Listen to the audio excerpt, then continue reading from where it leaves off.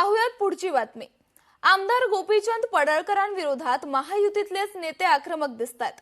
पडळकरांनी राजीनामा देण्याची मागणी करण्यात येतेय। जतच्या विकासाबाबत केलेल्या घोषणांची पूर्तता झाली नसल्याचा आरोप त्यांच्यावरती आहे। सांगली जिल्हा परिषदेचे माजी सभापती तमणगौडा पाटलांचे हे आरोप आहेत। आमदार गोपीचंद पडळकर यांनी जतच्या विकासाबाबत केलेल्या घोषणाची पूर्तता झाली नसल्याचा आरोप करत जिल्हा परिषदेचे माजी सभापती तमणगौडा रवी पाटील यांनी त्यांच्या आमदारकीच्या राजीनाम्याची मागणी केली। महायुतीतील घटक पक्ष असलेल्या राष्ट्रवादी अजितदादा पवार पक्षातील नेत्यांनीच पडळकर यांच्या कार्यपद्धतीवर टीका केल्यानं खळबळ उडाली आहे। उमदी एमआयडीसी साठी जागा व निधीची व्यवस्था नाही, तसंच 3 वेळा जाहिरात देऊनही एकही उद्योग आला नसल्याचा दावा पाटील यांनी केलाय। गोपीचंद पडळकरांनी स्वतःचे आमदार फंड असेल, स्वतःचे बजेटमधलं कामं असेल तर त्यांनी भूमिपूजन करायला काही हरकत नाही।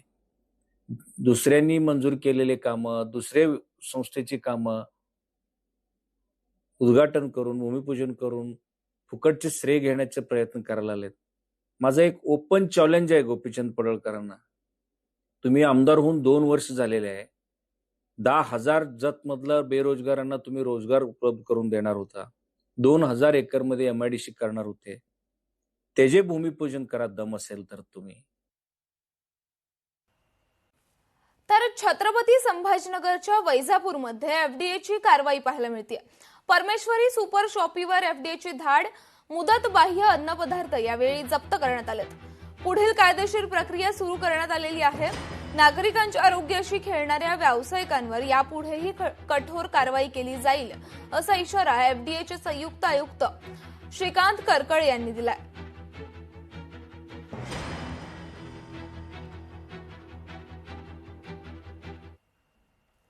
यानंतर बातमी आहे नाशिकमधून।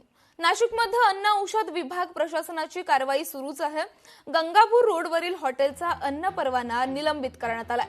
अवंती स्नॅक्सचा अन्न परवाना तात्काळ प्रभावाने निलंबित करण्यात आलाय। कच्च्या अन्न पदार्थांच्या स्वीकारापूर्वी गुणवत्ता तपासणी केली जात नसल्याचं समोर आलंय। कामगारांचं अनिवार्य वैद्यकीय प्रमाणपत्र उपलब्ध नसल्याचं सुद्धा आढळलेलं आहे आणि यामुळे अवंती स्नॅक्सचा परवाना निलंबित करण्यात आलाय।